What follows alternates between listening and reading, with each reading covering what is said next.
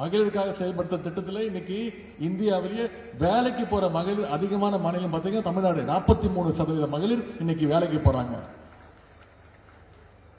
இப்படி இன்னைக்கு இந்தியாவிலே ஒரு சிறந்த மாநிலமாக, சிறந்த முதலமைச்சராக நம்முடைய தலைவர் அவர்கள் செயல்பட்டிருக்கிறாங்கன்னா, அவருக்கு 2026 சட்டமன்ற தேர்தலில் நம்ம மிகப்பெரிய வெற்றியை தேடித்தர வேண்டியது நம்முடைய கடமை.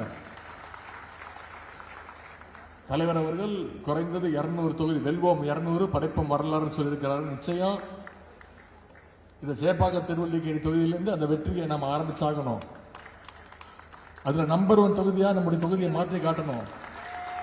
அதை மாற்றி காட்டுறீங்க நம்பிக்கை எனக்கு இருக்கு. நாம இந்த பக்கம் ஒரு பக்கம் அரசு சார்பாகவும் சரி, கட்சி சார்பாகவும் சரி பல்வேறு நிகழ்ச்சி நடத்திட்டு இருக்கிறோம், பல்வேறு நலத்திட்டங்களை நடத்திட்டு இருந்தாலும் ஒன்றிய அரசு, ஒன்றிய பாஜக அரசு என்ன பண்ணிட்டு இருக்கு, நம்முடைய அரசுக்கு எந்த வகையெல்லாம் தொந்தரவு கொடுக்கணும், மானிய உரிமையெல்லாம் எப்படி பறிக்கணும் அப்படின்னு திட்டம் போட்டு செயல்படுத்திட்டு இருக்கிறாங்க. அதையும் தாண்டி தான் நம்முடைய முதலமைச்சர் அவர்கள் இவ்வளவு சாதனை செஞ்சிருக்கிறார்.